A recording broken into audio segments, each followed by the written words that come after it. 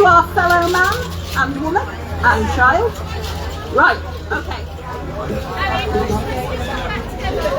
Afternoon, folks. Is everybody having a good time? Yay!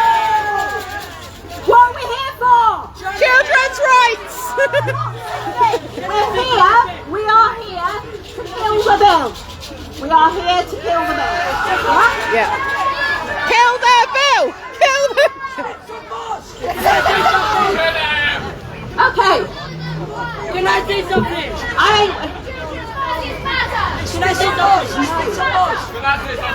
I would like to thank everybody for making the effort to be here. I would like to thank everybody who is not here for supporting people to be here. Settle down, folks. Settle down. Settle down. Okay, let's go. Okay, so I'm going to give you a brief introduction to a few aspects of this terrible, terrible bill that we really want rid of. My name is Alison Sauer. You may have seen me all over the internet. I have spent more than 25 years campaigning for children's rights and parental rights and maternity rights, etc. And if I put my glasses on, I'll be able to see what I'm going to say. Okay, so I've worked with local authorities, I've worked with governments, I've worked against governments, I've been involved in all sorts of things from demonstrations to consultations, etc. And this is the worst, and I mean the worst, attack on children's and parents' rights and our rights to be autonomous individuals. I'm going to start with breakfast clubs because we all know what the breakfast clubs issue is. So the breakfast clubs was an ideological drive from the DFE. It is not a recent Labour policy. That is a lie. It is not a recent Labour idea. It is been run through the DFE, through various governments for a long, long time. There was a survey done on breakfast clubs in 2016 which showed that they were badly thought through, not evidence-based, underfunding them did not work, and rather than improving the quality of parenting, they removed parenting by inserting the state in between parents and children. In fact, as we know, the early adopter scheme earlier last year was abandoned by a large percentage of schools as not affordable. It also closed existing clubs, existing breakfast clubs that were targeted, that were making a real difference to those that needed it. And the breakfast on offer, the so-called free breakfast, is empty carbohydrates and chemical-ridden drinks. And evidence from similar schemes all over the world, including Wales and New York City, shows that children in breakfast clubs are only 1 percentage point more likely to eat breakfast and consume no more calories in the entire day or nutrients than they would otherwise done. And there was no impact on academic achievement. But it gets worse, because free breakfast clubs hide abuse. How can that be? Let's think about it for a minute. Hunger is one of the best early warning signs that there is neglect and abuse happening in a home. If we hide the hunger with a cheap bagel or a bowl of cornflakes, we miss these excellent signs that something more serious may be amiss, and therefore we miss opportunities to intervene. And this is just one stupid, ill thought through aspect of this bill. If we move on to kinship care, great idea. Best form of care outside of the nuclear family. Far better than the worst parent, which is the state. All children who lose the care of their main support providers, usually the parents, need therapy, right? Yeah? Okay. But they don't get it. And one of the reasons they don't get it is now that they have cut the funding. The funding used to be up to £30,000 depending on need. The funding is now £3,000 in kinship care for any additional services. £3,000. That won't even pay for an assessment of need. This whole drive is not about the best interests of children. but about saving millions of pounds at the cost of the well-being of the next generation. Deregistration. We don't just deregister to home educate. Deregistration is for many things. The government says that children will be better protected regarding making decisions about their education. But recent bill amendments cynically put in just a few days ago, after the opportunity for debate has passed, showing that the government have no respect for the rule of law and the rule of democracy and the role of Parliament.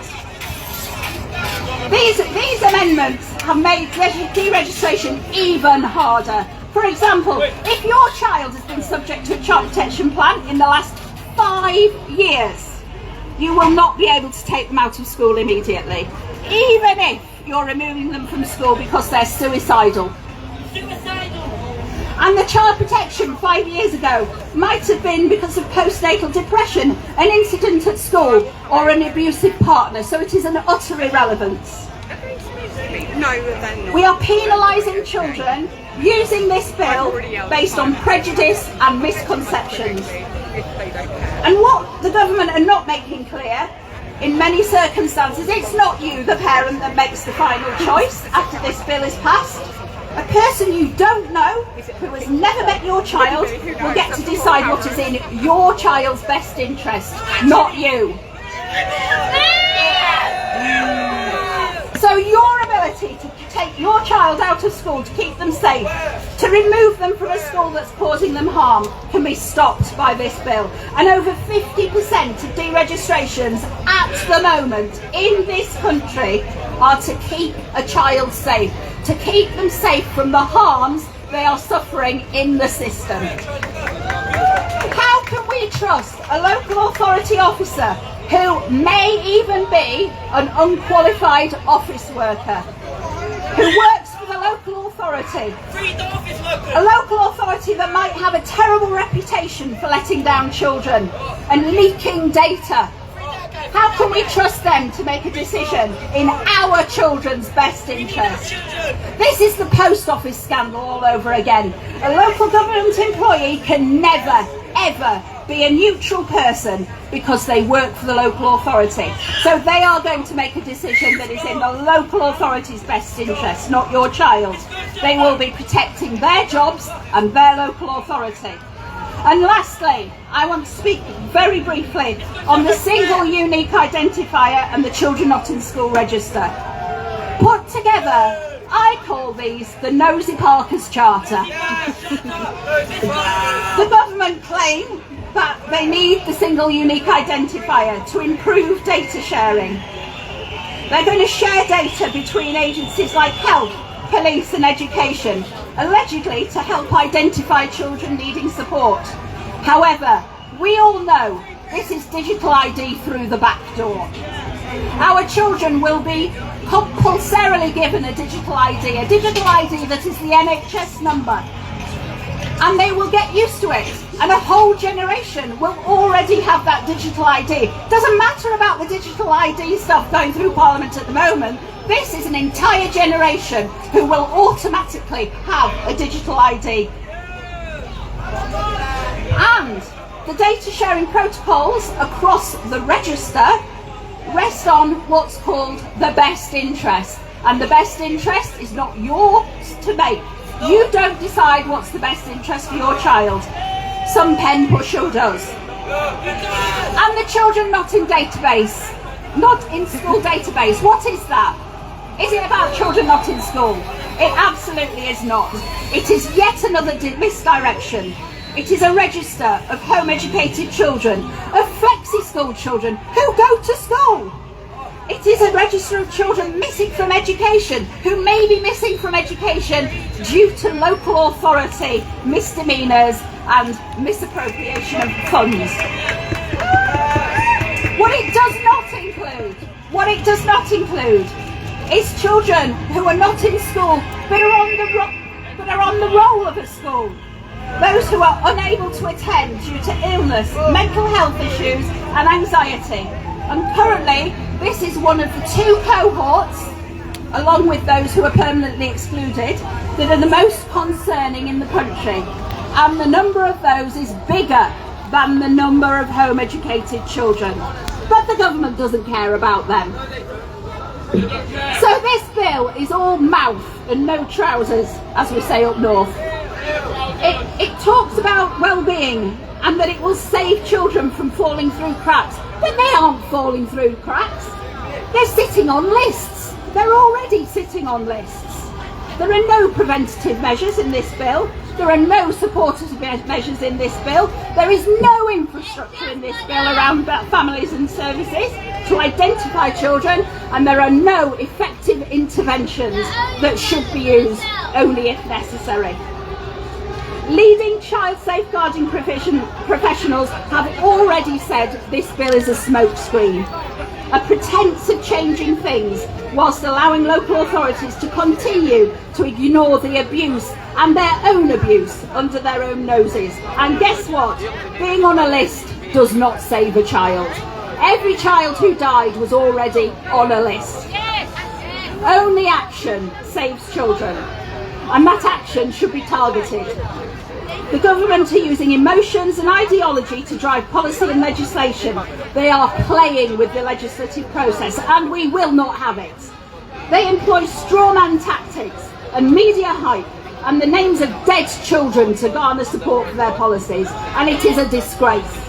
This is coercive and controlling approach that can successfully portray rumour and untruths as facts, and those introducing policies as caring.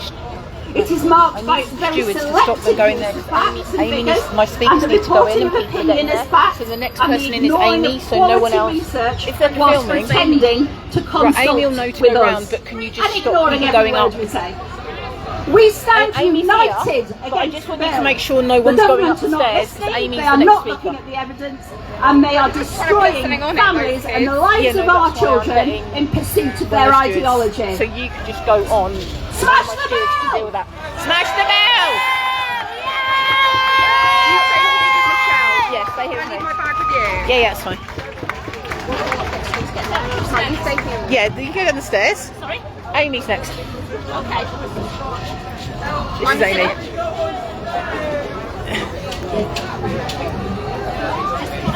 Oh, the stairs at the back. Alison, I was clearing the stairs so she could come up the normal way.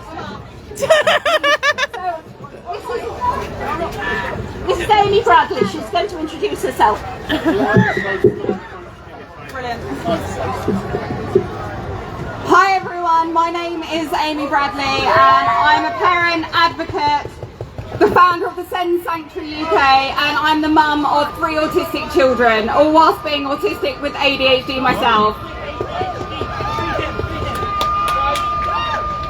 I want to start by saying clearly, I'm not anti-school, I am not anti-education, and I'm here because I want to avoid, I'm here because I want to avoid the systems. I'm here because I've had to fight for those systems to keep my children safe. I refused to send my son Ashton to a mainstream school placement when it was clear that it was not suitable for him. I was told repeatedly by the local authority and the mainstream that it was the default and he should attend. The inclusion meant attendance and he would settle eventually, no matter how his day would have been. But I knew my child and the law was on my side. Under current legislation, parents had the right to challenge unsuitable placements, and I exercised that right. I went to tribunal to secure a placement that I knew would be appropriate for my child, and it would be safe for him. That process was long, exhausting and adversarial, but it mattered, because forcing children into the wrong environment, no matter where that is not inclusion, it is harm. And that lived experience is why I am deeply concerned about the Children's Wellbeing and School Bill, because this bill moves us away from rights and towards control. School is not the right environment for every child, and for some children forcing attendance is not neutral, it's not resilience, it is harm. I want to share some words of a parent who has trusted me with her experience. I'm not changing her words because they matter exactly as they are. School was not the right environment for every child. I genuinely believe that if I had continued to force my daughter to attend, I may have lost her. At 7 years old, she told me that the world would be far better without her. We continued to follow the system guidance. Her timetable was reduced to only 12 hours a week, yet she still could not cope. Every day was a battle, self-injurious behaviour, overwhelming distress, physical illness, screaming and shutdowns. We implemented every strategy that was suggested to us, repeatedly, but the reality was simple. The school environment was harming her, not helping her. Since bringing her home to learn, our house is now filled with laughter. She no longer hurts herself. She no longer cries continuously. And she no longer wakes each day feeling unwell and terrified. She is learning again because she feels safe. Removing or restricting a parent's right to withdraw their child from school will have a profound and dangerous impact on families, home education and mental health of those involved. Home education is not a preference, it's a necessity that saves lives. That is not ideology. That is a child who survived because a parent was allowed to act. This is not an isolated incident or story. Why SEND children are being harmed? The legal reality. SEND children are not being harmed because the parents are being unreasonable. They're being harmed because existing legal protections are not being honoured. And instead of fixing that, this bill introduces new powers over families. Under current law, the Equality Act 2010 requires schools to make reasonable adjustments for disabled children. The Children and Families Act of 2014 gives children with EHCPs enforceable rights and appropriate provisions. Children should not be excluded, reduced or pressured out of education because their needs are too complex. Yet parents are routinely seeing unlawful reduced timetables, informal exclusions and children kept in roll but not properly educated by the schools. Parents are blamed when schools are not helping. When schools fail, children are expected to just endure it. And now this bill will add to that pressure. Bills are introduced, measures that delay and restrict a parent's ability to withdraw their child from school, require a mandatory local authority involvement earlier regardless of the harm it will cause to the family and child involved. Expect children to attend formal meetings even when they are distressed, autistic, disabled and or traumatised already by the system. Normalise home scrutiny and increase surveillance to families. And recent amendments go even further. They're introducing pilots where parents must attend compulsory meetings before deregistering their children. Sorry.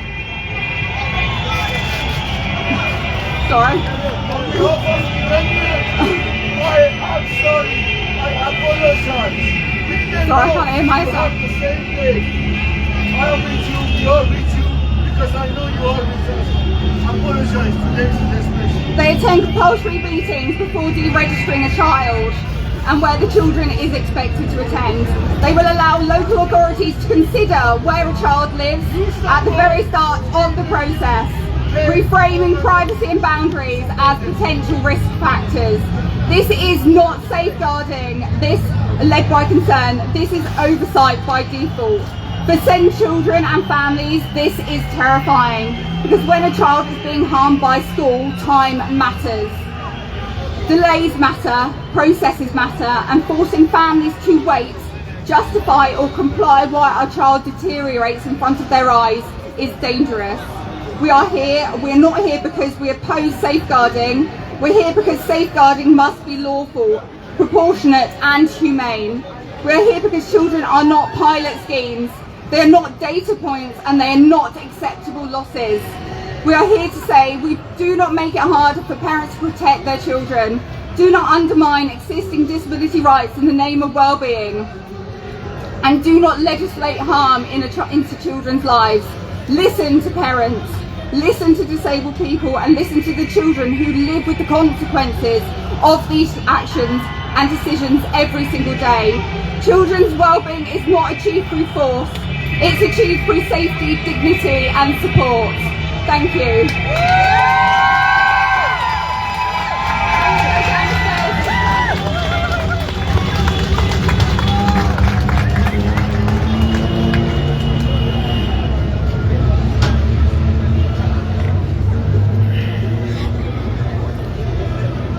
Talk as loud, as close to the microphone as you can.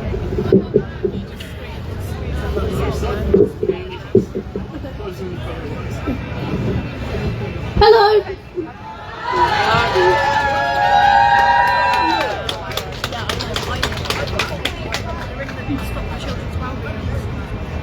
80% of children feel that those in charge don't listen. 80% of us feel that those in charge, those making decisions, do not listen. Article 12 of the UN Rights of the Child says that every child has a right to have their views considered and taken seriously.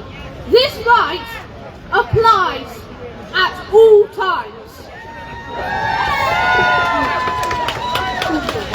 We also have the right to privacy. But here is a bill, the Well-Being Bill, and nowhere does it say, ask the child. What do I think is in my best interests? Do I want strangers inspecting me in my home? I have the right to an education, and the government wants to make sure I get one. But school does not equal education.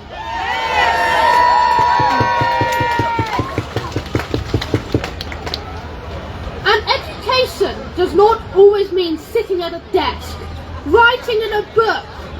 Home education looks very different, and many schools and the LAs don't understand that.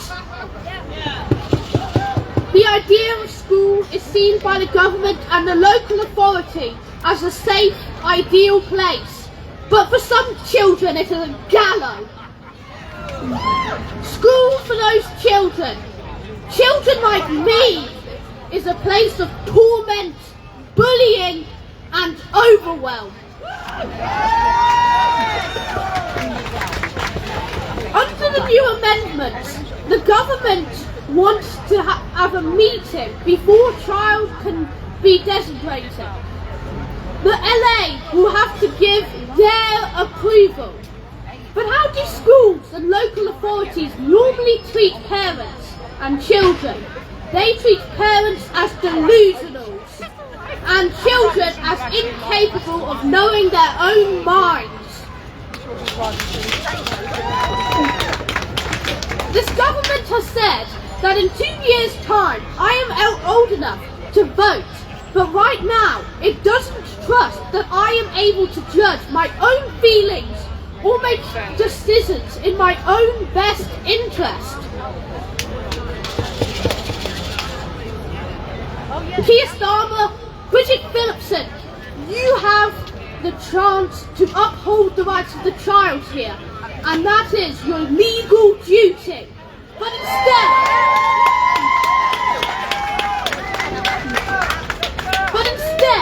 you are trampling them and calling it, and this is the most despicable thing, you are calling it well-being.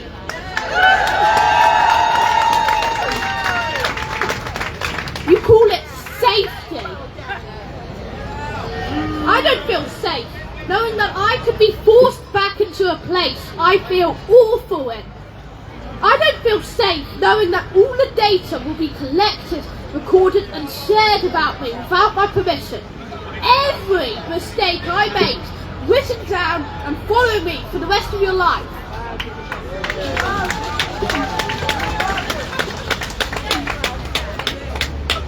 Imagine, think of the stupidest thing you've ever done, and that everybody will always read about, and here. I understand that you want to keep invisible children safe, but how about starting with the children you can see right here? We do not consent to our data being shared. We do not consent to decisions being made about us, without us. And this is not well-being. This is stamping on the rights that it is your job to defend.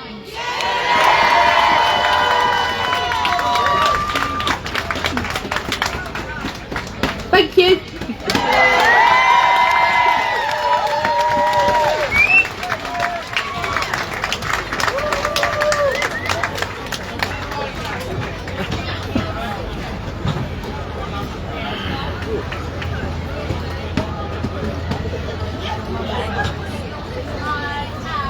Unless 3 years ago you couldn't even manage to speak to strangers, he did. When he came out of school, obviously traumatised. It's literally a couple of years. Hello. Well,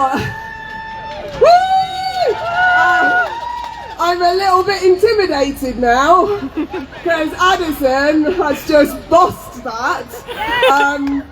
Watching him over the last year at protests and things, and he's just growing from strength to strength, and oh my goodness, I think whatever government is in 10 years is going to have to watch out. So, I guess you're all here today about the Children's Wellbeing in Schools Bill. Yes. You have read about it, seen it, assessed it, decided that perhaps there is stuff there that needs to be challenged. So I'm guessing you all got a paid night in London last night, your breakfast covered and your PA met you and escorted you here. Oh no, that's our MPs. But for some reason we are here and not them, doing their job for them when they work for us.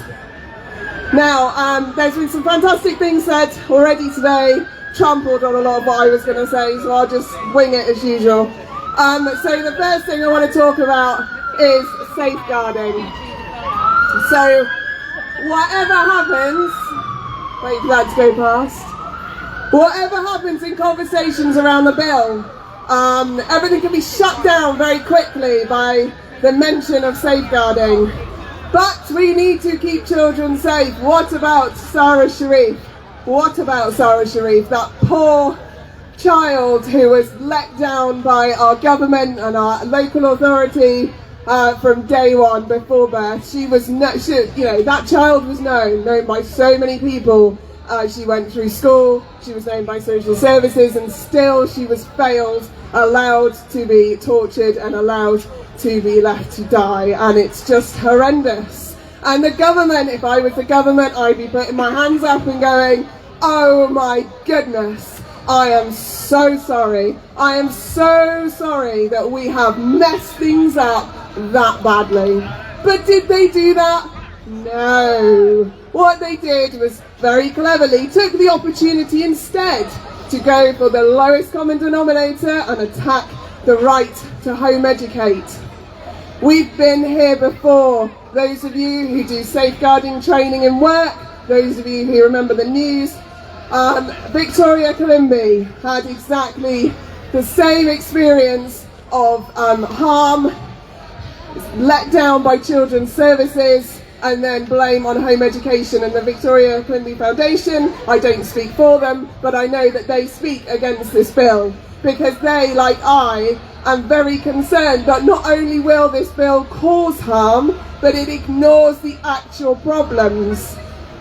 This bill is going to cause so much more harm to children than we have ever seen before, because while our local authorities are spending the very little resources they have on analysing reports and home visits of perfectly capable, safe families, then the departments that are dealing with real harm will remain, even more, they'll be even more overstretched, even more underfunded, even more undersupported, and more children who actually need support will fall through the cracks. Because we know that laws only keep people that follow the law safe.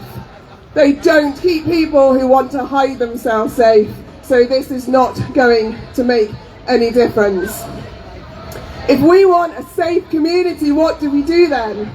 Well, we invest in it. We invest in families, in community centres, in community groups, because harm and abuse is very rarely unknown by anyone. Someone always knows.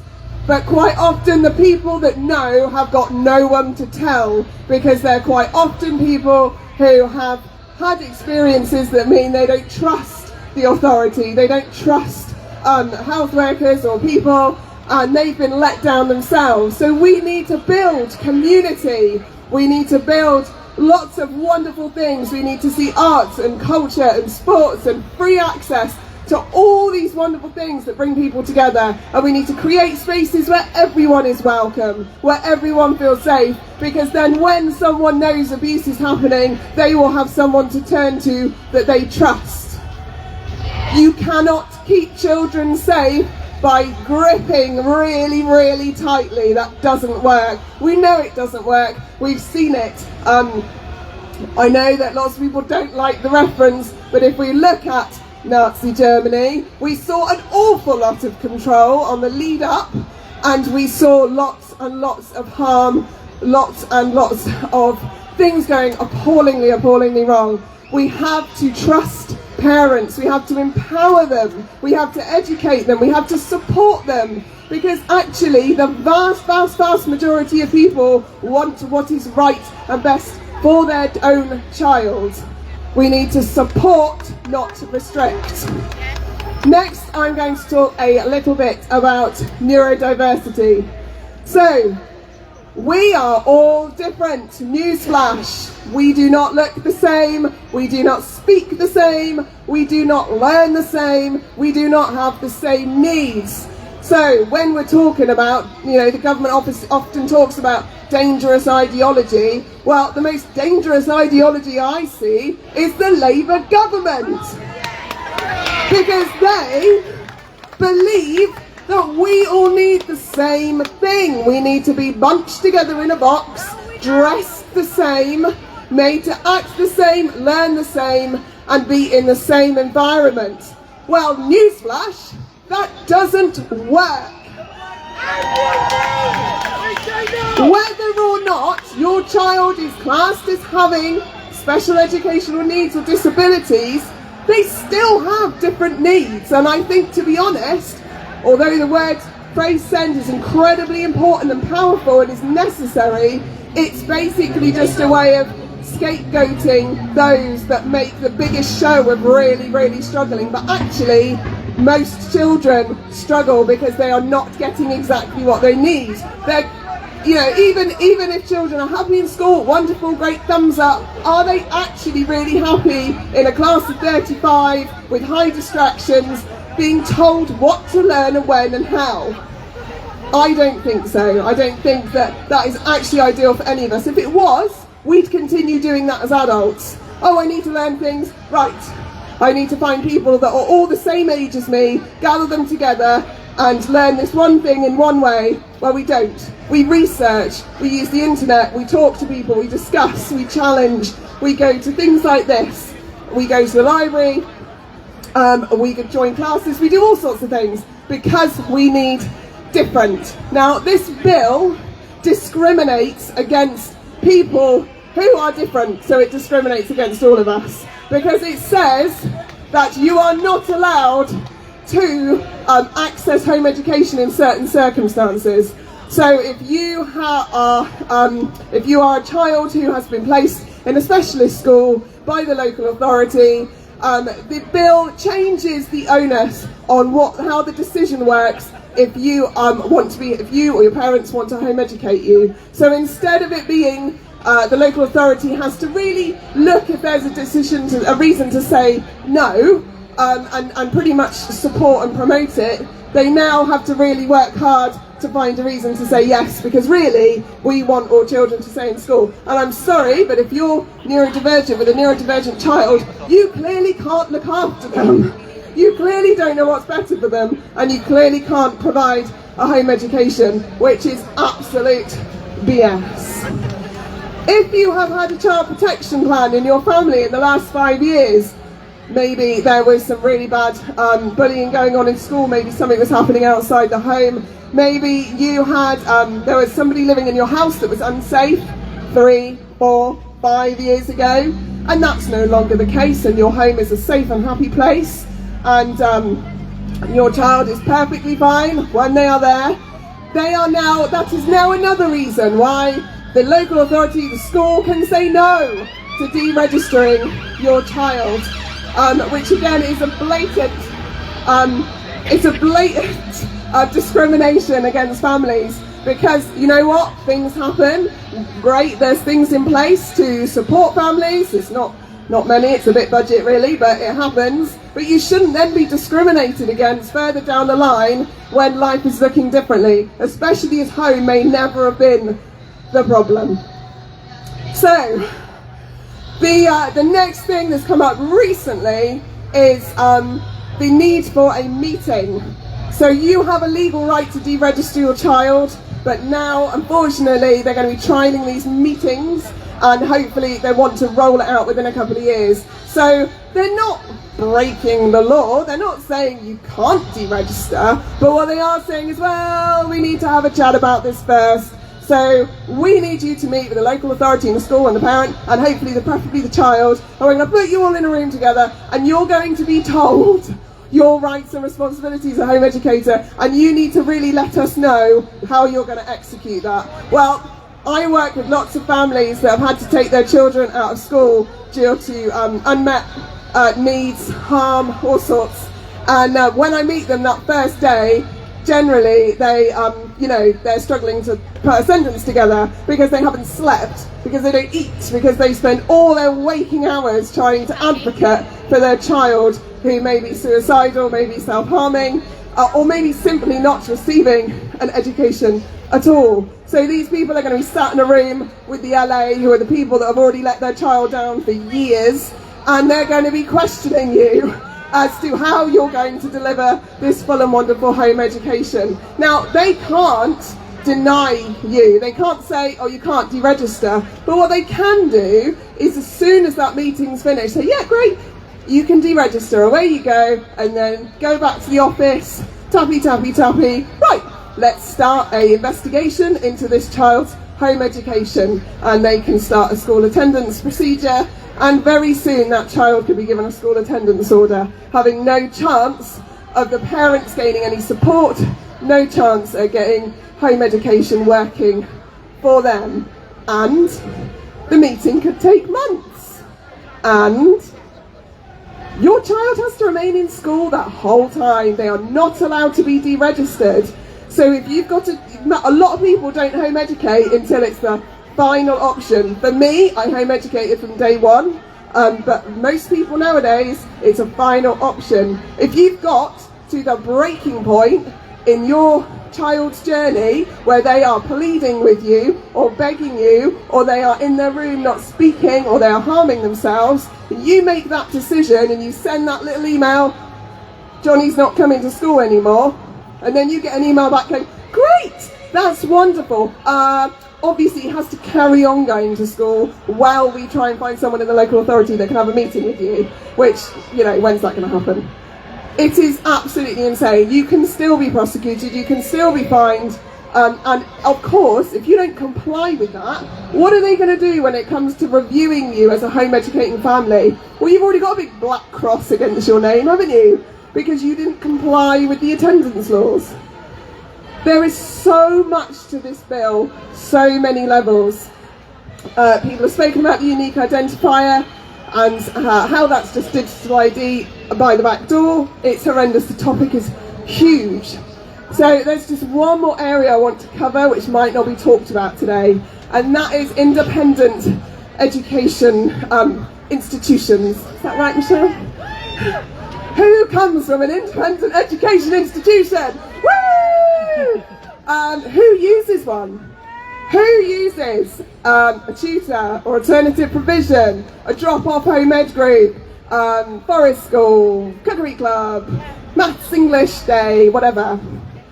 These are essential parts of our educational fabric. They are there to support children and actually make them even more visible than they already are.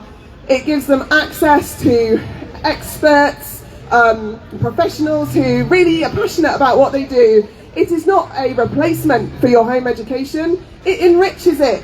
It's fantastic. It's not for everyone. That's fine. And some people won't be able to afford to access it. Some people won't be able to get to it. But it is there to enrich their lives. And you know what? They're also there for school children, a lot of them. A huge amount of them will also offer alternative provision for children whose school are failing. Quite often they might have two rates. Home educators get this rate, schools get this rate, because the council will pay so much money for this alternative provision. So clearly they value it if they're willing to pay £200, £300, £400 a day for a child to access it. Clearly they value it, but the government don't. So from this bill, they are questioning what is the intent of these provisions, and how do we make sure they're not trying to be illegal schools. Lots of these provisions comply with the law, so you have to be part-time, and you have to follow certain basic things. You can't operate a school. You can't call yourself a school. You can't say I'm a school when you're not. And children can't attend full time. But apparently this is evading the law. So you've set up within the law, but apparently you're evading it. I don't know if I'm evading the law if I drive within the speed limit. Is that evading it? I don't know. Because apparently doing what you're supposed to do legally means you're avoiding something, but you're not. So they are trying to restrict the number of hours children can attend, and for a lot of these provisions it will cause huge financial problems. They might rely on certain children attending 2 days a week, and if they lose that and the child can attend half a day, they will struggle to exist anymore. They're also going to be used as spies. I'm quite excited about this. I don't know if the government's going to give me black glasses and cool gadgets when I'm spying on families. So all of these provisions are going to have they're going to be forced to report back on home educated children, who's attending, and because the government has written this bill so cleverly so that lots of it can be changed in secondary legislation, we don't really know exactly what they're going to end up asking these provisions, but we do know is that it's going to have a huge impact, and we've seen it already all across the country. Home education facilities, groups, meetups, co-ops are closing. Alternative provisions are closing. We have just also seen an alternative provision guidance come out, which they've told us is going to become law soon, and some of it, thumbs up. I'm all for DBS checks, safeguarding, first aid, health and safety. I am all over it, okay? I am not all over assessing children and trying to get them back into school as the main purpose. If there is an individual situation that warrants that, and child, family, everybody is like, yeah, let's do that, great. But if a child is coming to an alternative provision because school doesn't meet their needs, we should not be using the alternative provision to calm them down, help them starting to recover from their experience, and then go, wonderful, right, off you go, let's boot you back to school and start that cycle again. So this is something that doesn't get talked about and is really, really important. We've also had an out of schools consultation, and we don't know what's going to come out of that. It could be higher regulation registration of grassroots groups. Again, all for a DBS check, not so keen on collecting data, storing data, sharing data, and restricting how people work when they're working already in a healthy and safe way. If you talk to people about the Children and Wellbeing Bill, particularly in the home education community, and I know many of you are, there is a high level of ignorance, apathy, and overwhelm. It's not I'm not attacking parents by saying this, people don't want to talk about it. And you know what? I get it.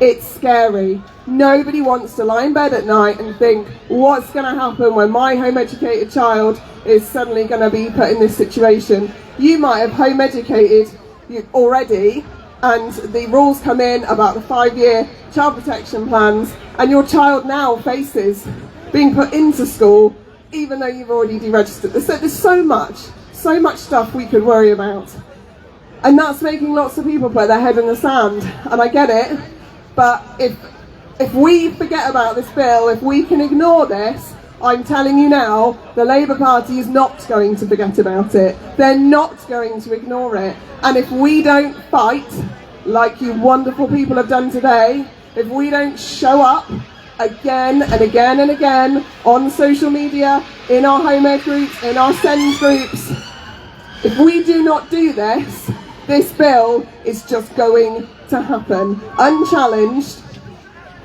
and it is going to be the biggest shift and removal of parental rights, of and a shift of who is really responsible.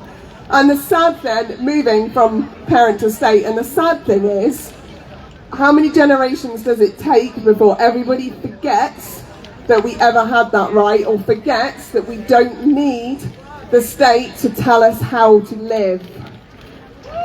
The state is only made up of people like us who've been elected to be members of parliament, okay? They're people, but in fact, we are better qualified to be the Secretary of State for Education, because we know, we have experienced, we have lived the life, walked the walk, but instead we have got inexperienced people, many of which are career politicians, making decisions for our children and our life, which is going to impact the generations to come. So, I'm going to go now because I'll probably overrun, and Michelle's going, yeah, Jen, you probably have. Our final note. If people say to you, nothing's going to happen, if they say, oh, it's all about safety, it's fine, if they say home education is being protected, I just ask them to look at the direction of travel. Just look at what's happened already. Look at fight school fines. Look at against the VAT on schools bills. Look, speak to anyone with a child with SEND and ask them what kind of battle they've been on. So, I've been Jen Hodge, doing Education Differently. Thank you so much for coming and listening, and let's keep fighting.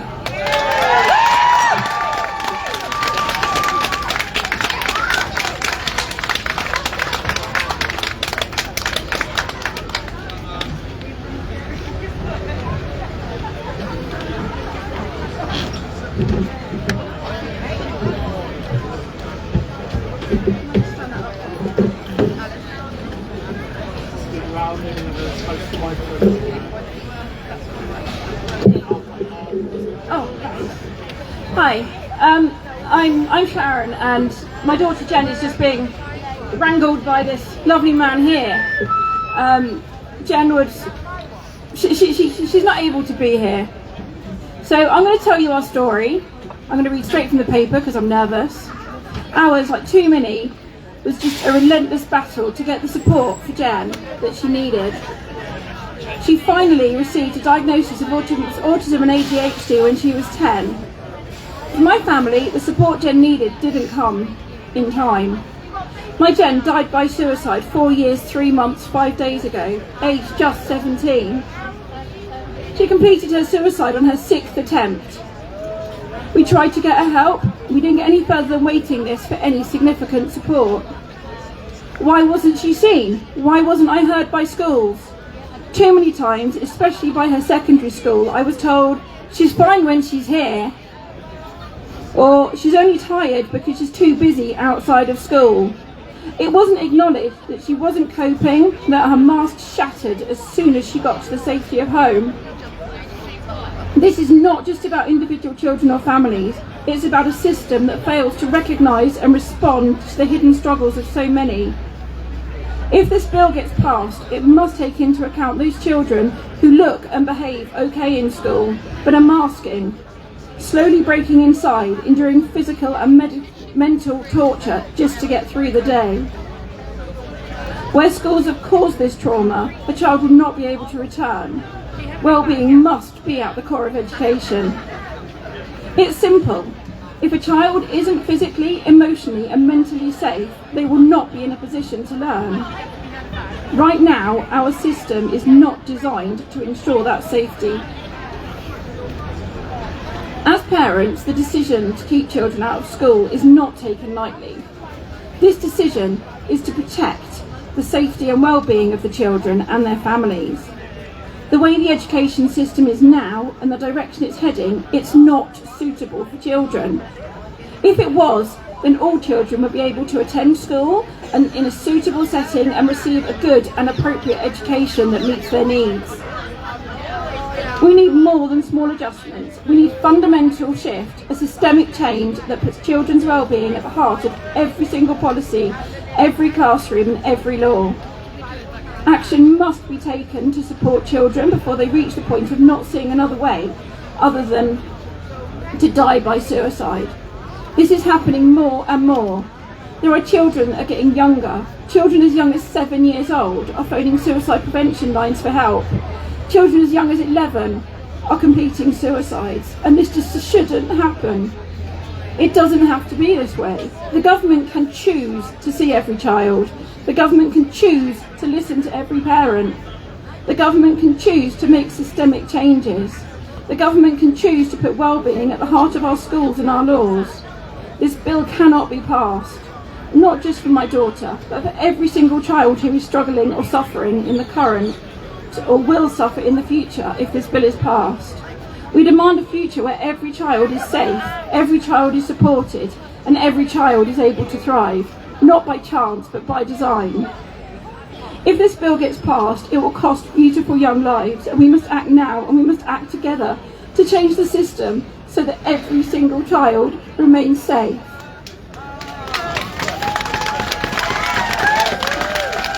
Thank you.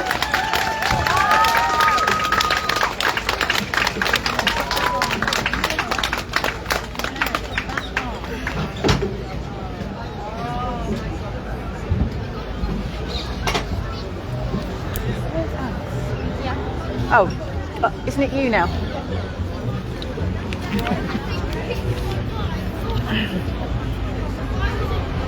Yeah, because then it's Alan off.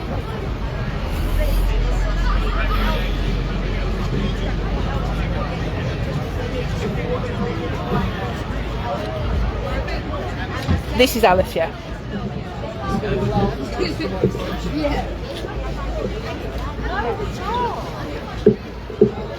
Hello.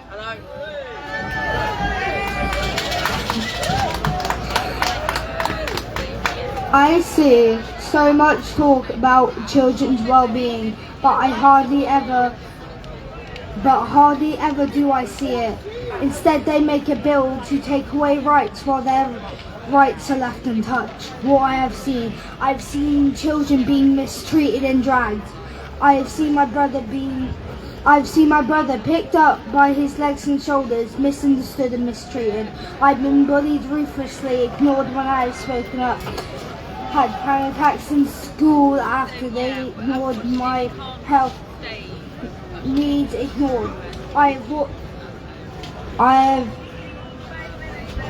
watched the I cannot read that. I'm just going to skip that.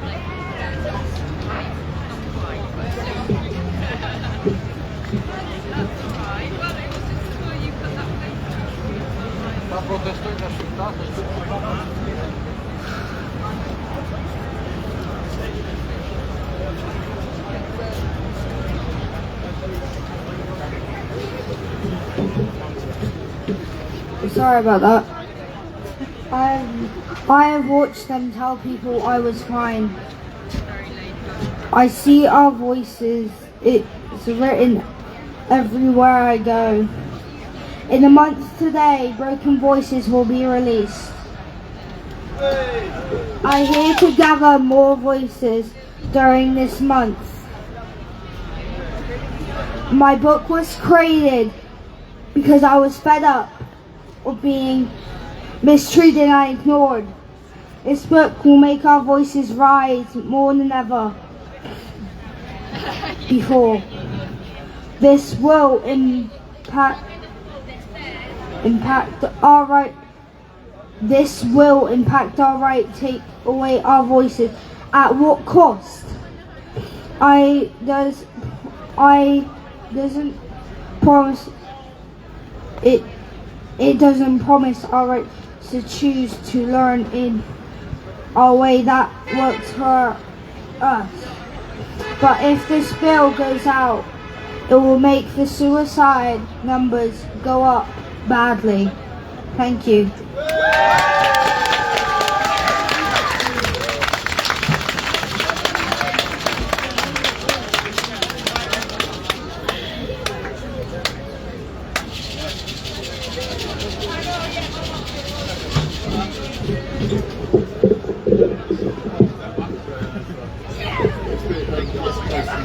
Yeah, nice and close to the microphone.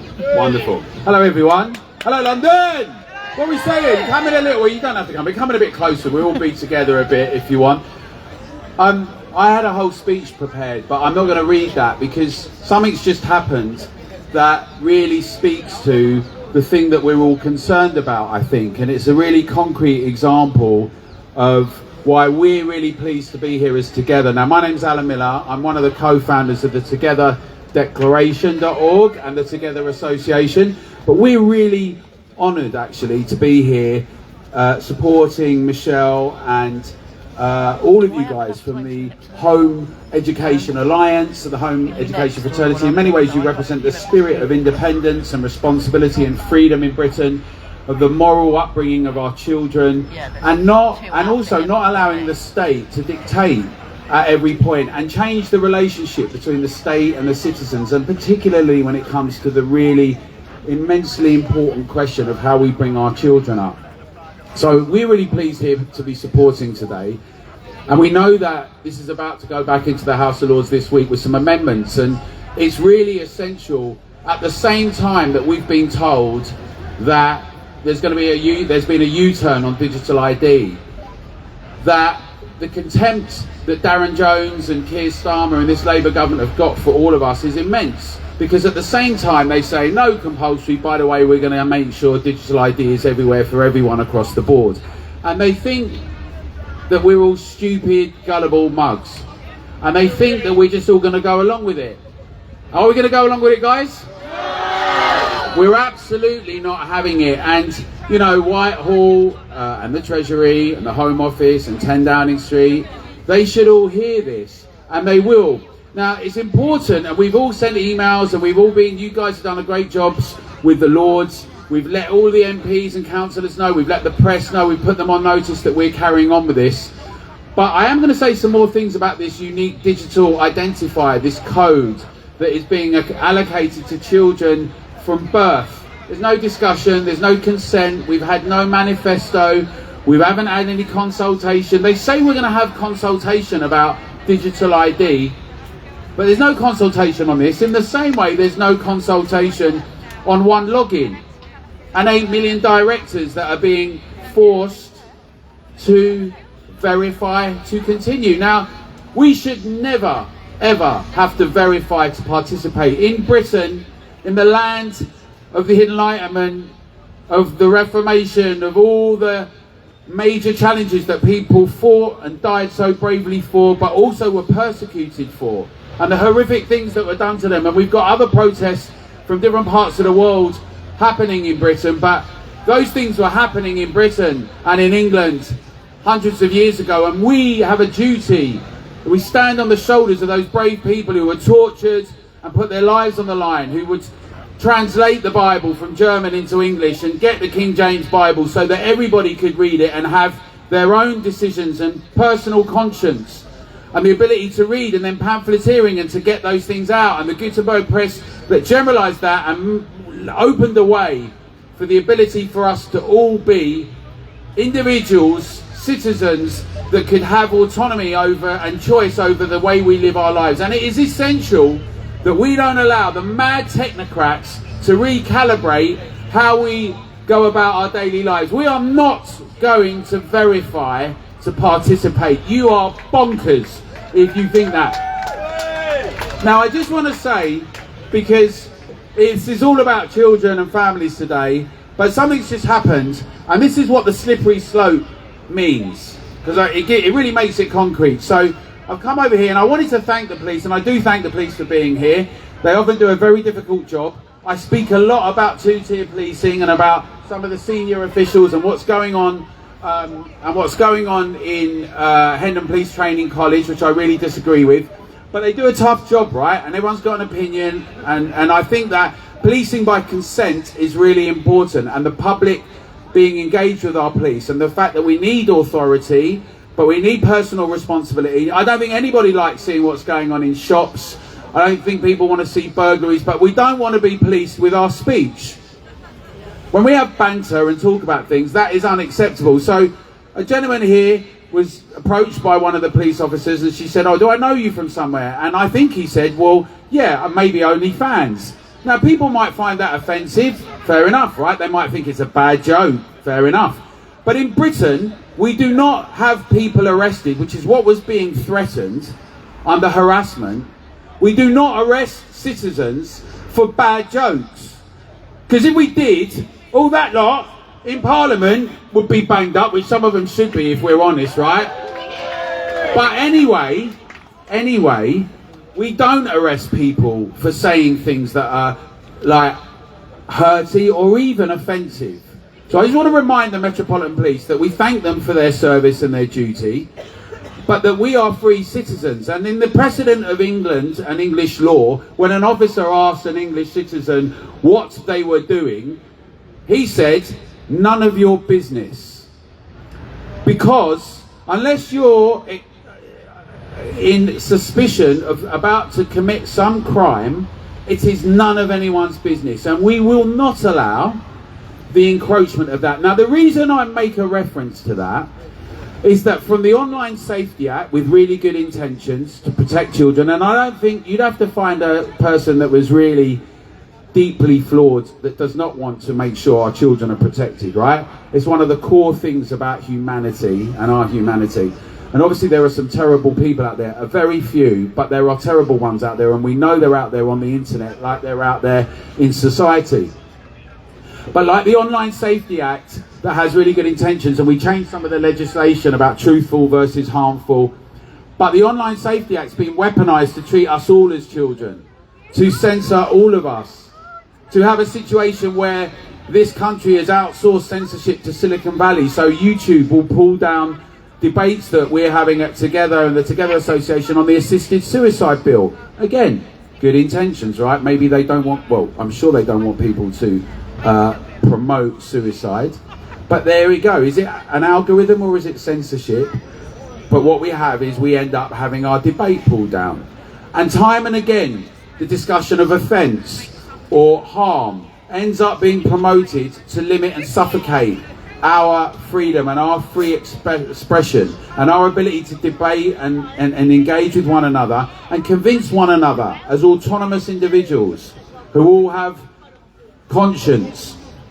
And you know, the light of freedom, which is the antiseptic of bad ideas, we must be able to engage with them. Now, I bring this all back because the Online Safety Act and the attempts of this current Prime Minister, who says we've done a U-turn on digital ID, but you know, we're going to have the Children Wellbeing Schools Bill, and a lot of kids are being fingerprinted or having facial recognition to get food in their schools, and many parents quite rightly don't like it. I also want to say, right, I know a lot of people have been chanting children's rights, but I think parents' rights, the ability for parents to make adult choices and protect our children and make choices about our children is the key thing. And like the very enthusiastic young passionate kids that came along, they need adults to show them the way with authority and discipline and compassion and fun, but actually to give a lead.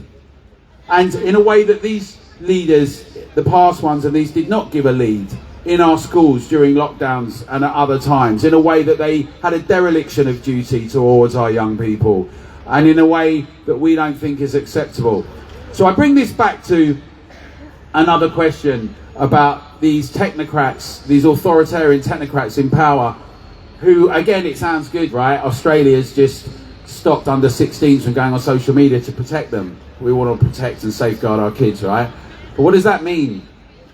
What it means in reality, ladies and gentlemen, is that we all become infantilized.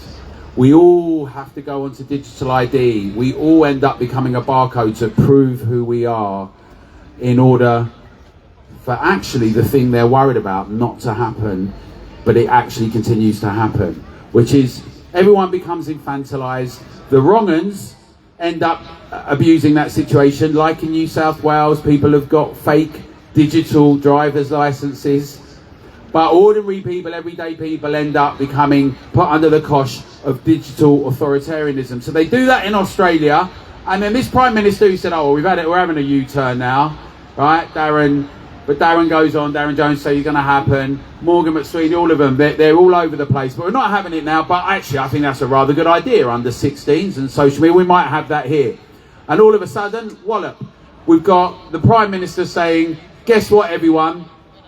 You're going to be treated as though you're all children." I like that idea. I like the idea of digitally verifying. We're not having it compulsory now. Done a U-turn on that. What we're going to do is we're going to protect the children, which means everyone go indoors. No one have alcohol. Everyone put your hands on the head. You've all been naughty children. You're going to do what we say. You're going to check in digitally when we say, how we say. We're not having it.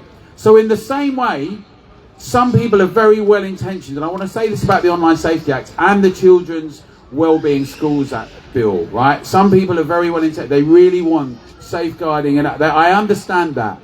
But the consequences of pursuing this administratively, of making children de facto walking barcodes and data points, is that in every area of their lives, in administrative, in every area of health, and for the rest of their lives, they end up having this digital tag. And we at the Together Association are saying that's absolutely unacceptable.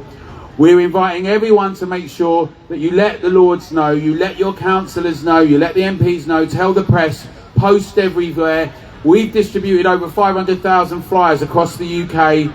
Local groups are really important. I know you guys have all got really important networks. Well done to all of you who came today. But also, when we go back to our communities, keep the flyers going out, keep the discussions. We've got meetings, rallies, events. We're going to be in May.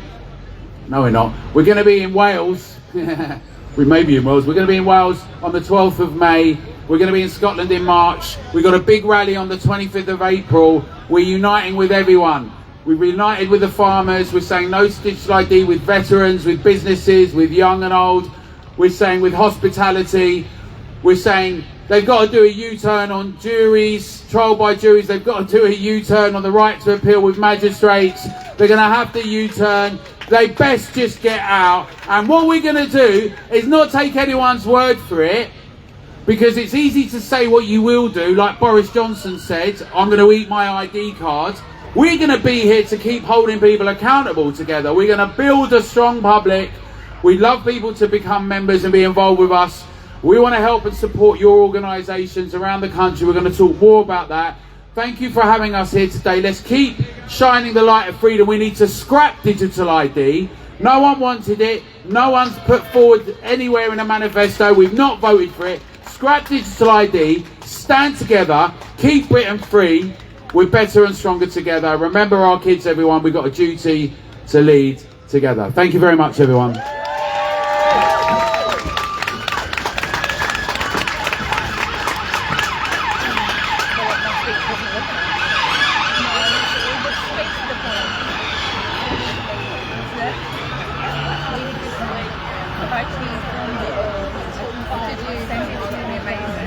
So far, so good. I think so. How are you finding it? Yeah. You got here quick. You beat me. You beat me here in the end, thinking you were going to be running a bit late. I know, because it happened last time. Oh, here we go.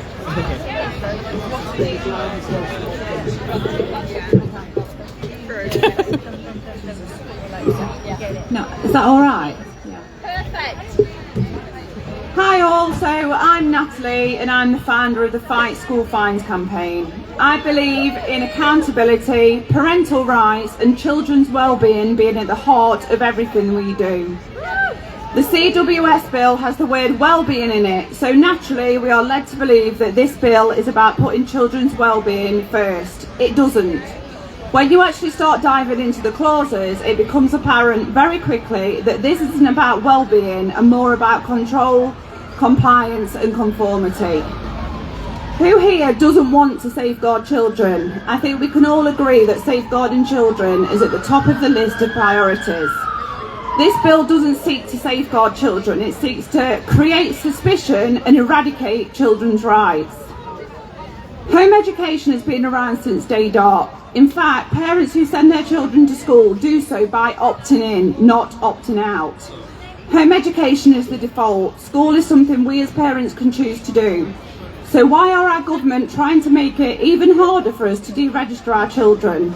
Because they want to have their beady little eyes on us at all times. They want to mould our little people into good little robots who will grow up to get a 9-to-5 job and pay their taxes. They want to stamp out free thinkers. They don't want children thinking for themselves. That doesn't fall in line with control and conformity. Everything has to be their way or the highway.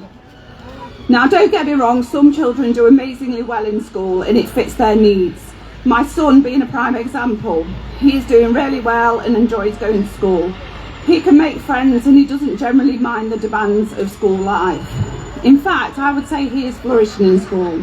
However, this cannot be said for a lot of other children. The demands of school life is too much. It makes them feel suffocated.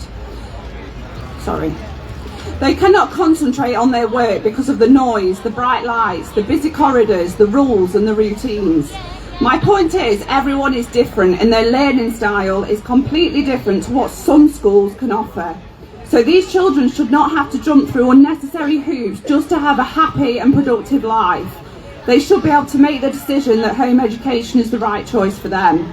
Then we have children and parents who do want to be in school, but because of how bad some schools are at providing the support, they have no choice but to walk away and enter the world of home education. The term is elective home education. I would argue that the sharp rise in home education is due to families being forced into home education. Families are often left with no choice. Elective gives the impression that there is an element of choice. I would say at least 75% of home educating families are doing so because they have been failed by the very system that is supposed to support them. We have seen time and time again the failures that parents face with SEND provision, yet they get away with it every single time. There are no consequences for them failing to meet their legal obligations. But the moment a parent who sends their child to school steps out of line, in their eyes anyway, they are faced with fines and prosecutions for safeguarding their children. How is that ever fair? The last CWS bill protest, we had people from the government making snide remarks such as, "Nothing is going to stop this Labour government from delivering educational excellence for every child, and certainly not today's sparsely attended protest." I mean, come on, it just shows the mentality of these people making these extremely important decisions. It shows their disdain for parents, children and educators who know firsthand the reality. It leaves little faith that they are acting in children's best interest and are more interested in their own egos and statistics. A free breakfast, a bowl of cornflakes and a slice of toast, and cheaper uniform does not make up for the train wreck that is state education in this country. Of course, we need to safeguard children, but let's not forget that these safeguards are already in place. Instead of introducing more surveillance, make sure the systems that are already in place are working properly. The blame lies with the system, not the parents. So stop using parents as a scapegoat and start policing the systems already in place. It is a farce, really, that well-being is in the name of the bill. Scrap the bill and start again by listening to children, parents and educators with children's well-being in mind this time. Otherwise, you will be responsible for even more harm and damage. Thank you.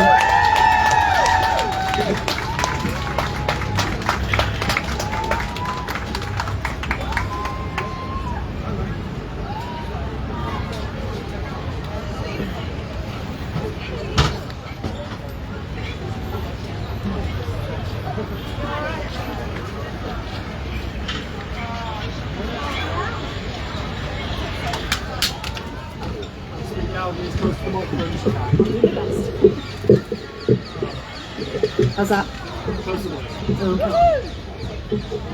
Hi everybody, my name's Louisa Gray. I'm a blogger, I'm a parent, I'm an author. I have 2 children who are special needs. They are both diagnosed ADHD and autistic, and we have suffered under the mainstream school system. That's what I want to talk about today.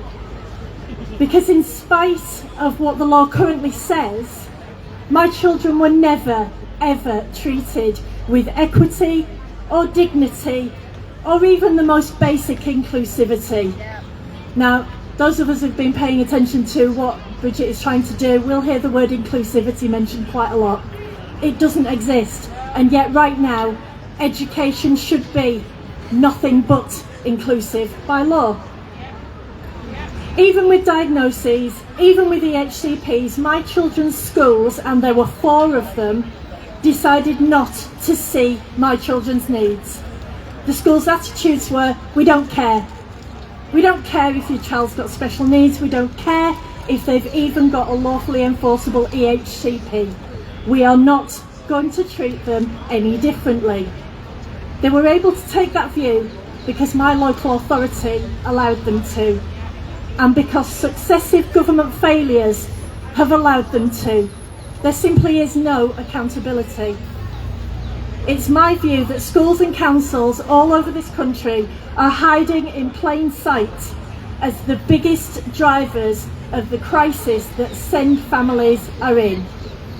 The Children's Wellbeing in Schools Bill in its current form does absolutely nothing to solve any of those issues. Worse still, this bill's being pushed through without genuine consultation, because no matter what the DFE might say about it, having 1,100 people on a Teams call, as happened just the other week, to talk at them about this bill is not a consultation. Many SEND parents feel our education system is broken. I would say the truth is worse than that. The education system is rotten, and the Children's Wellbeing in Schools Bill does nothing to remedy that. The non-compliance with existing SEND law that happens day in and day out all over the UK is truly shocking. The harm our mainstream education system does to the mental health and well-being of far too many of our children is even more shocking. And yet, if the Children's Wellbeing in School Bill passes in its current form, those same schools and councils who already openly flout the law and cause such harm to so many children will have even more power. In its current form, this bill will hand more control to the very people who are already not meeting SEND needs, either because of a lack of training or, as was the case in my children's 4 schools, because of a basic lack of will. The leadership at my kids' schools simply did not want to meet my children's special educational needs. It was too much trouble for them.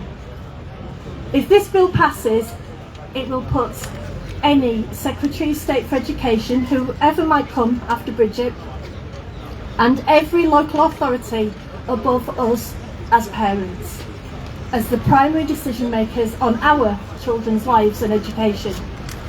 Completely unqualified strangers, as we've already discussed, will be able to demand information about our children and enter our homes.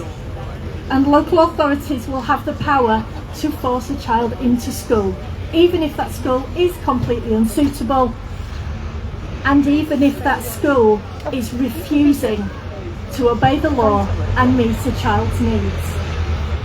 Our homes will no longer be the safe places our children need and deserve them to be. And the harms that are built into a supposed children's wellbeing bill are staggering. And for what? What's this bill actually trying to achieve? More children in mainstream school, whether it's right for them or not, and more government control, as plenty of us have said this afternoon. Because that's easier and it's cheaper than actually having to tackle the real roots of this problem. Just saying words like we'll have more SEND hubs, we'll have more centres of excellence or more inclusivity, they don't cut it, especially not for a SEND child who's in crisis like mine were.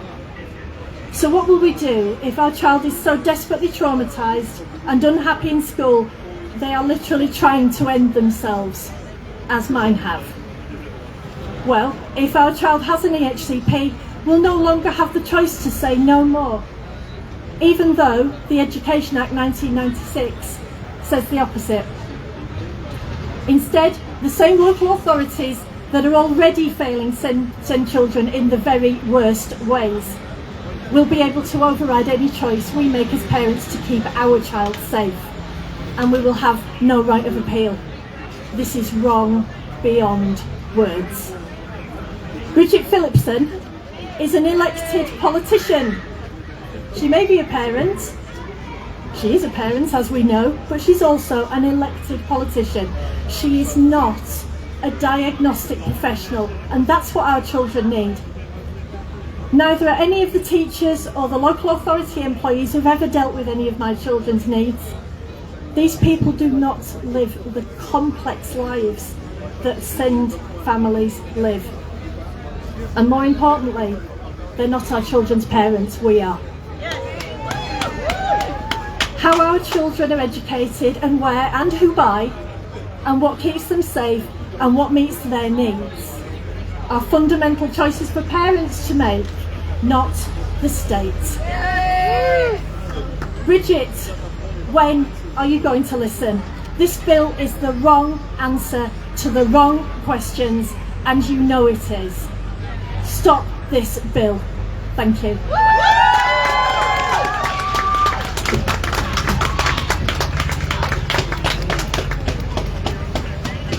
I was just saying last week.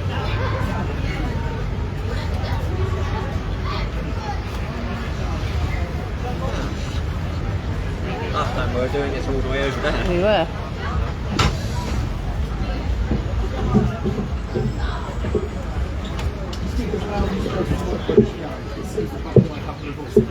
Oh, neither do I, don't worry. Poor. Right, hello, can you hear me alright? Yeah. Okay. Right, I've actually wrote my speech this time, but I'll be honest, if I'd have filtered it, then you're not going to hear what we all need to. So I do always find it really hard to start these things, so I am just going to jump straight in. I have become increasingly frustrated with the very narrow safeguarding and well-being. The very narrow way safeguarding and well-being are being talked about right now. We keep hearing high-level promises, quick fixes, confident plans, and we're told the resolution sits inside the Children's Wellbeing in Schools Bill. But the reality is, the system this bill relies on are already failing, and the evidence for that is everywhere. This bill doesn't begin by fixing what's broken, it begins by expanding power, and that is the wrong way around. Across education, social care, health, SEND, early help, kinship care, and more, families are falling through the gaps. They are being processed for a system that cannot deliver what they promised, that escalate instead of support, and that blame families when the help simply isn't there. Parents don't enter these systems looking for conflict, they enter for help. And what they often meet instead is delay, disbelief, documentation, escalation and silence when things go wrong. So let's talk honestly about social care a minute. The people inside that system are telling us it's not working. Around 94% of social workers say overwork stops safe practice. Nearly 80% say there are no services to refer families to. Around another 80% say paperwork prevents real work with children. That doesn't describe a system ready to expand duties and wider discretion. It describes a system under strain, where delays are poor, decisions are bad, and family blame becomes inevitable.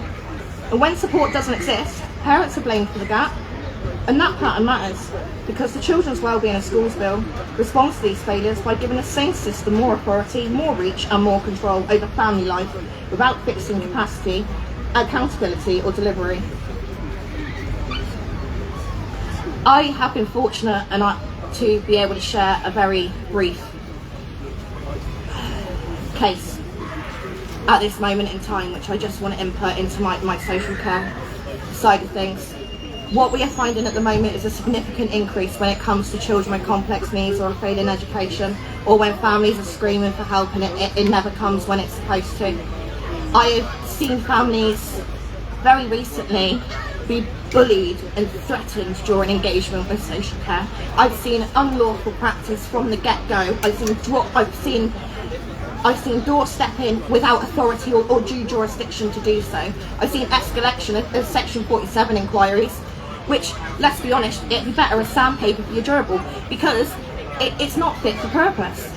So where does that leave us? Because on one side we've got a system that is absolutely cannot do it, and I have social workers and people that work in court process turning around to me and going, this is not fit for purpose, it doesn't work. What can we actually do to advocate for the child? Because well-being disappears the minute you rely on documentation. In one particular case, a child has recently been removed from their family. They've been removed from their family because the child has mental health problems. They were removed because they were told they were signing a Section 17. What they actually signed was a Section 20. Now they have to go through a whole court process to even be able to get it back. And the worst thing is that child's still struggling in school. Still not getting the support it needs, still not getting the education entitlement it needs at all.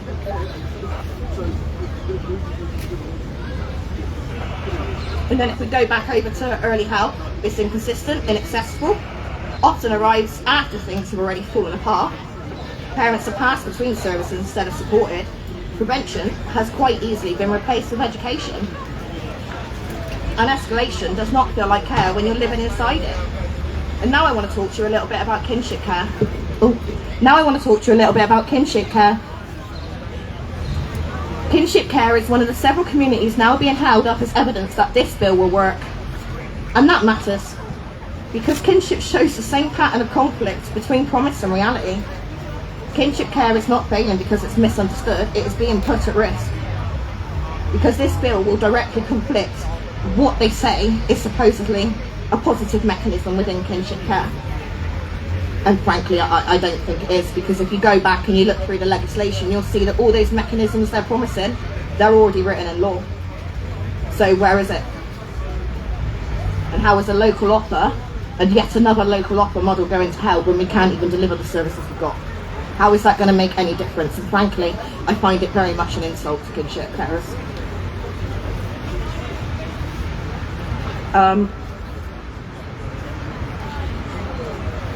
Kinship already sits within existing law. It already spans family law, safeguarding, education and health. There are mechanisms in place, statutory guidance and family support duties that are supposed to make kinship work. The problem is not that those mechanisms don't exist. The problem is that they are being delivered. They are not being delivered, enforced or corrected when they fail. And instead of fixing what is already wrong, this bill moves on, as if those failures have never happened. Kinship works because it is relational, flexible and family-led, because it avoids unnecessary escalation, because it keeps children out of systems that often cause more harm than good. This bill cuts straight across that, putting kinship into expanded monitoring, conditional plans and shared data systems. It overrides the very protections that kinship relies on.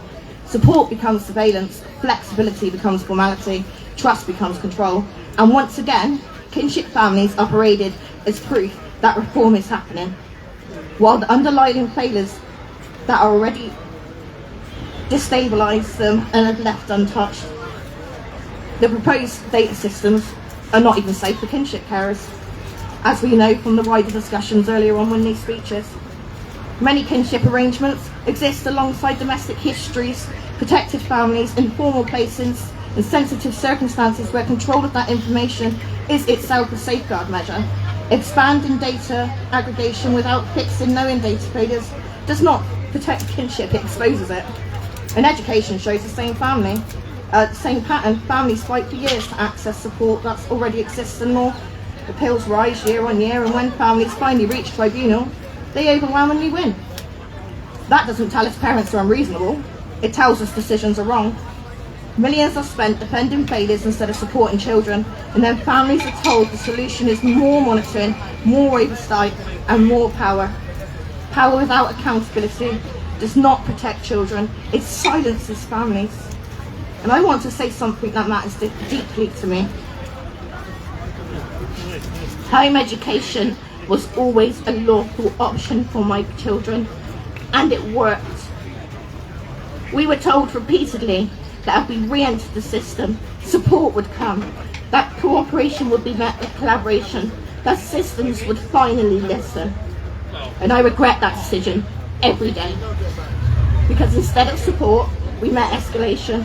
Instead of understanding, we met disbelief. Instead of help, there was harm. And I say this because many families are being pushed into systems they do not trust. Systems that do not and will not even attempt to deliver, while lawful alternatives are treated as suspicious instead of valid. If I had stayed steadfast, my children's lives right now would look incredibly different.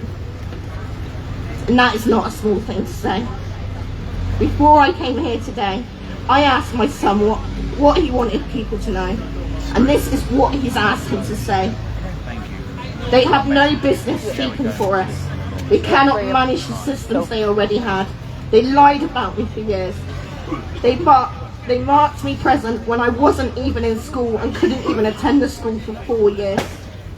They promised me support if I complied, and it never came, and now I can barely even move and get out of my bed. I had a chance to live my childhood, and the system took it away, and I will never get that back.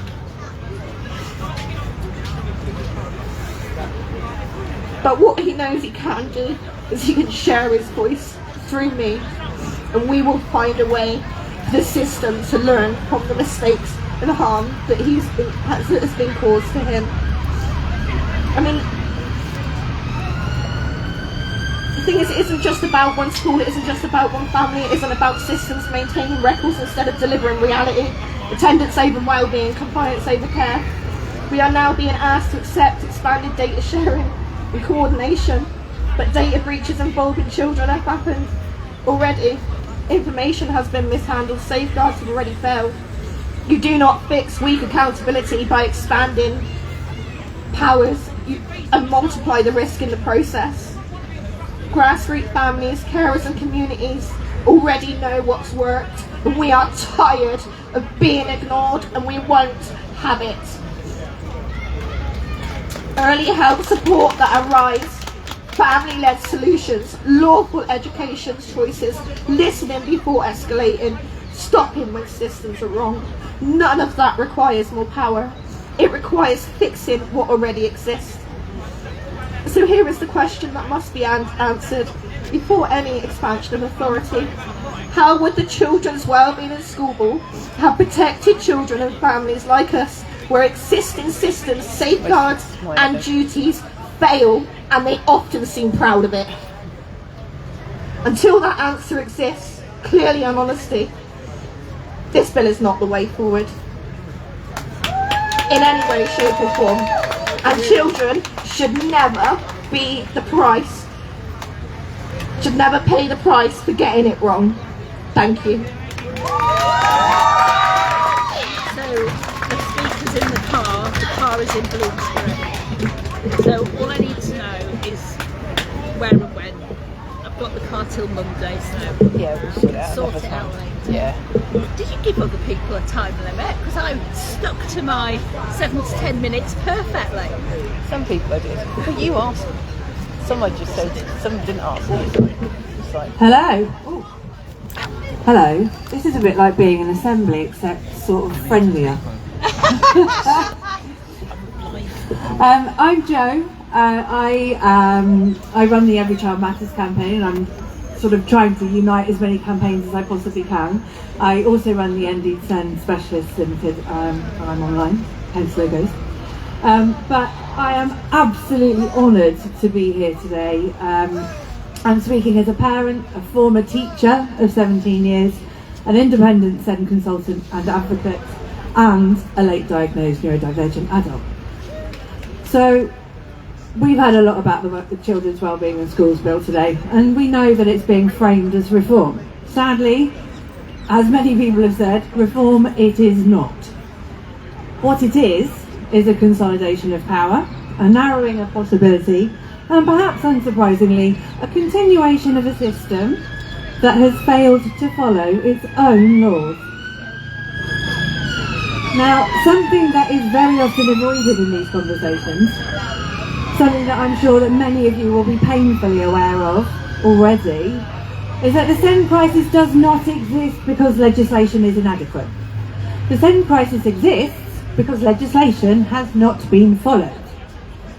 Across England, as I'm sure you know, local authorities routinely fail to secure provision written into EHCPs, delay assessments well beyond statutory timescales, replace needs-led decisions with resource-led ones, and these practices have been repeatedly found unlawful by tribunal, ombudsman and the courts. And yet, no one is held accountable. So when I hear that the solution is more reform, more control, more centralisation, I have to ask, reform of what? The law or the people breaking it? And whilst we're talking about reform, and just very quickly, these concerns are compounded by what we are now seeing emerge from the government's SEND white paper, which felt like a PR stunt box ticking exercise, if I'm honest. And I think I'm not going to go into as much detail as I had planned, but a white paper that ignores systemic unlawfulness, sidesteps evidence from the Neurodivergence Task and Finish group, and increases burdens on already struggling schools will entrench failure, not fix it. So what does this bill mean for schools? Well, the bill proposes to remove autonomy from schools that are still managing to respond flexibly to children's needs, centralise curriculum control, and force academies towards a single educational model. One size has never fitted all children. And it certainly does not fit neurodivergent children.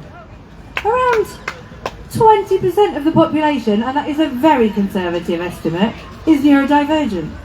That's not a flaw. That's not overdiagnosis. That is human variation. Yet our education system continues to define success by conformity to neurotypical norms, narrow attainment measures, and behaviourist control. As a former teacher of 17 years, I've seen what this does to staff.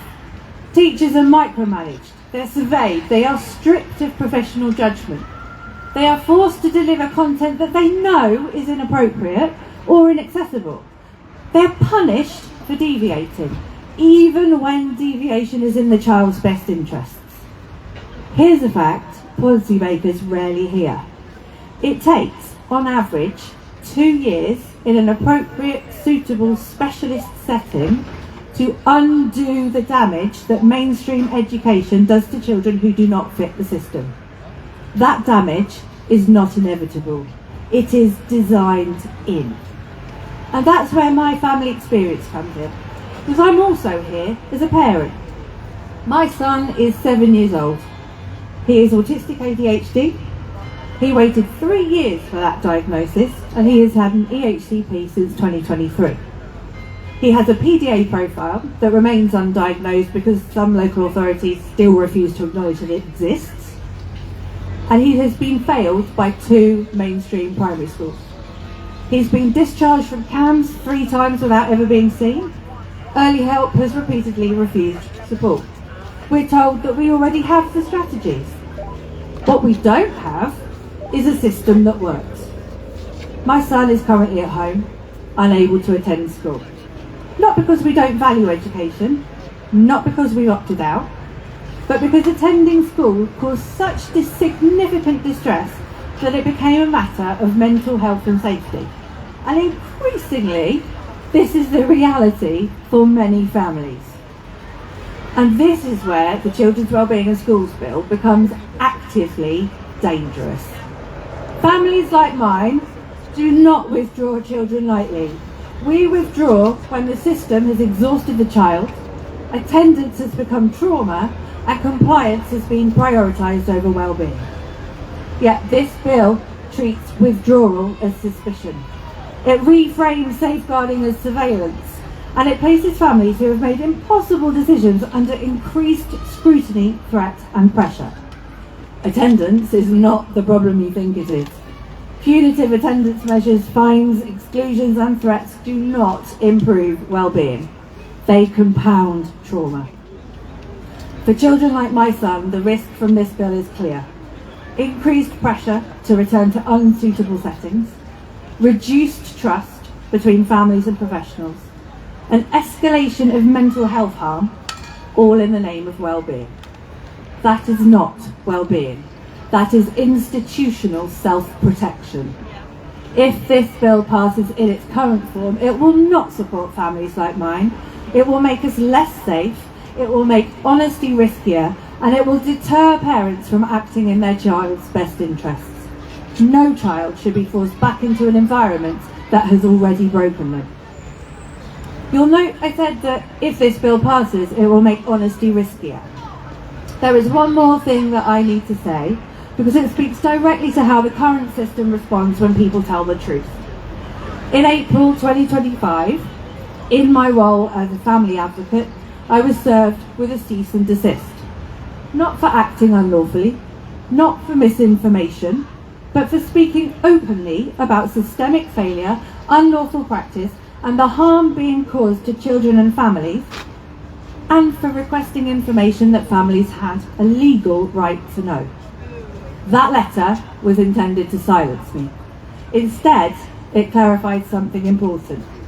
Just how threatening telling the truth has become to systems that rely on compliance and quiet suffering. That experience led me to reach out to Mike Charles. I then appeared on his podcast, where these issues were discussed openly and without fear, and where I met Jen Hodge, who was talking earlier and I now can't see.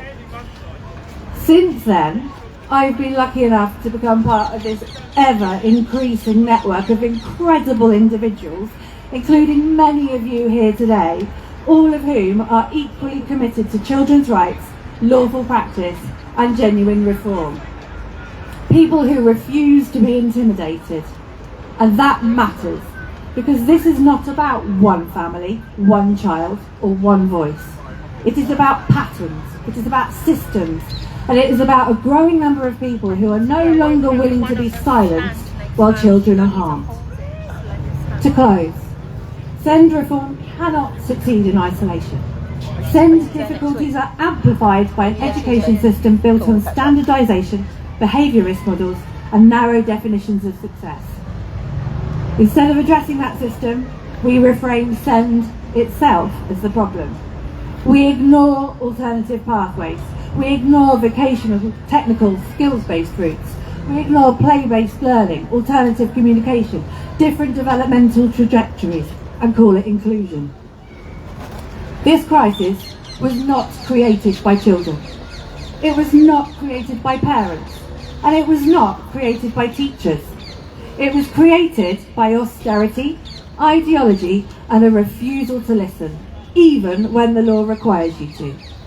If reform is to mean anything at all, it must start with accountability, lawful practice, genuine co-production, and an education system that values and champions difference instead of punishing it. I and many others are ready to help, but only if reform is about children's rights and well-being, not about control. Because every child matters, not just the compliant ones. And a system that responds to distress with control, to trauma with punishment, is not protecting children. It is protecting itself. Thank you.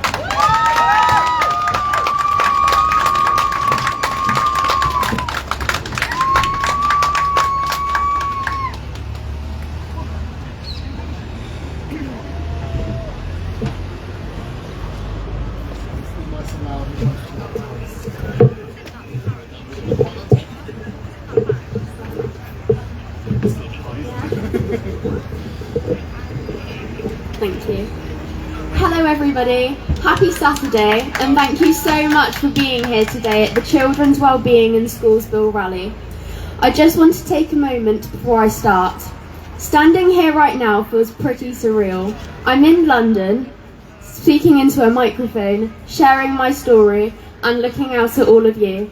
And I just want to say how grateful I am that you've taken the time to show up and listen today.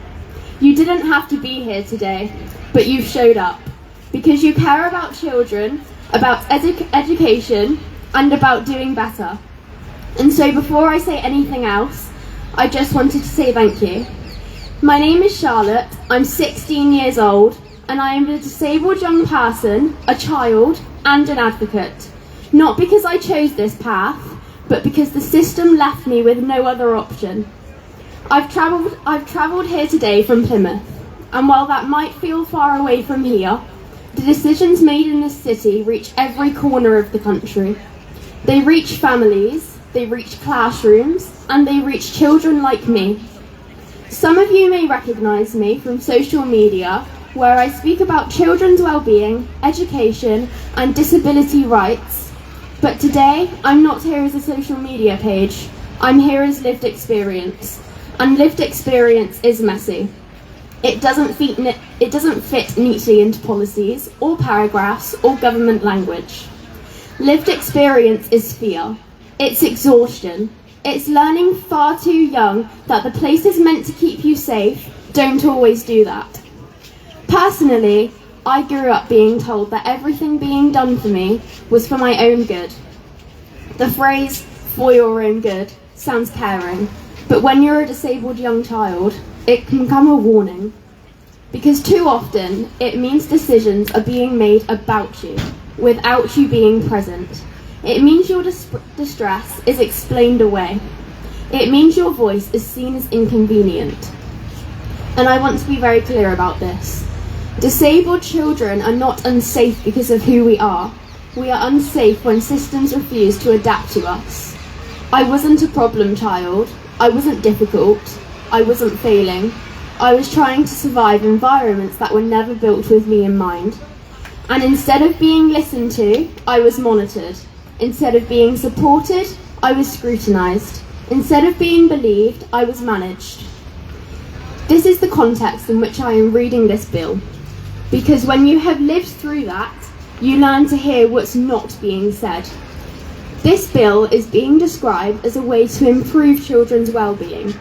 But well-being is not something you can enforce. You cannot legislate safety without trust. You cannot mandate care without listening. And you cannot protect children by taking power away from the very ones who are already unheard. What worries me most about this bill is not just about what this bill includes, but what it normalises. It is called the Children's Wellbeing and Schools Bill, and yet children were not meaningfully consulted on it. That matters, because children are not passive subjects of policy. We are active participants in our own lives. Our views and opinions matter when decisions are made about education. They matter when decisions are made about our data and our privacy. They matter when decisions are made that affect our families and our futures. And this bill impacts all of those things. To write a bill with children's well-being in the title without properly listening to children, especially disabled children, is not just ironic. It is wrong. We all agree that safeguarding matters. We all want children to be safe. But protection and support are not the same as surveillance and restriction. Support listens, protection adapts. Safeguarding works with children, not on them. When the balance tips too far forward, monitoring control, you don't create safer children. You create quieter ones. Children who learn to hide their distress. Children who stop trusting adults. Children who disappear from the system emotionally, even if they are physically present. This bill has got that balance wrong, and the children who will feel that first are the ones who already struggle to be heard. It normalises that the idea that adults always knows best. That system should have more authority. that children's behaviour matters more than children's feelings, that compliance is a sign of well-being. But let me tell you something from experience. Some of the most distressed children I know were also the quietest ones, the ones who didn't disrupt, the ones who followed rules whilst falling apart inside. And some of the most challenging children I know were just desperate to be understood. This bill risks giving even more power to systems that already struggle to tell the difference. It risks widening the gap between children who are easy to support and children who need flexibility, patience and humanity. Children like me. At the Fight for Ordinary rally, I spoke about how ordinary things, feeling safe at school, being listened to and being believed should not be privileges for disabled children. Today I'm standing here because those things are still not guaranteed. And instead of fixing what's broken, this bill risks reinforcing it. Because here's the truth, the biggest threat to children's well-being is not a lack of control, it's a lack of compassion, it's underfunded support, overstretched staff, and schools being asked to do more with less. It's children being punished through systems that value attendance, grades, and behaviour over actual human well-being. This bill does not exist in a vacuum. It exists in a country where disabled children are already more likely to be excluded, more likely to be restrained, more likely to be misunderstood, more likely to leave education traumatised. So when you say this is for their well-being, you have to prove it. And you cannot prove it without listening to us as children. I want the people who wrote this bill to understand something that is very important. When you design a policy without disabled children in the room, you don't just miss details, you miss reality. You miss how it feels to be a child whose body doesn't cooperate, to be a child whose brain processes the world differently, to be a child who is punished for needs they didn't choose. You miss the fear of being labelled, the fear of being watched, the fear that asking for help will make things worse. That fear stays with you. It follows you into adulthood, it shapes how you see authority, it shapes whether you trust systems at all. I am 16 years old, and I have spent too much of my life fighting systems that were meant to hold me up. I should not have to become this strong just to survive education, and neither should any child who comes after me. This rally is not about being anti-school, it is not about being anti-teacher, it is not about resisting support, it is about saying that children's well-being cannot be built on control, silence and fear. It is about saying that disabled children deserve dignity, autonomy and safety, all at the same time. And it is about drawing a line that says enough decisions made without us. Enough policies written over our lives. Enough harm disguised as help. To the adults in power who may hear this, if your bill cannot withstand the voices of disabled children, then it is not a strong policy. If it requires our silence to succeed, then it is not about our well-being. And if it moves forward without change, without listening, and without accountability, then you do so knowing you were warned. Because we are not confused, we are not ignorant, and we are not asking for the impossible. We are asking to be treated as human beings. We are asking for systems that adapt instead of punish, for schools that support instead of control, for well-being that means safety, not surveillance. I am not standing here today as an exception, I am standing here as evidence. Evidence of what happens when children are ignored. Evidence of resilience that should never have been required. Evidence that young people understand their own lives far better than policies ever will. And I promise you this, disabled young people are watching. We are speaking, and we are not going anywhere. We are not a policy, we are not a problem, and we are not a risk to be managed. We are children, we are people, we are human beings, and we deserve better. Thank you for listening.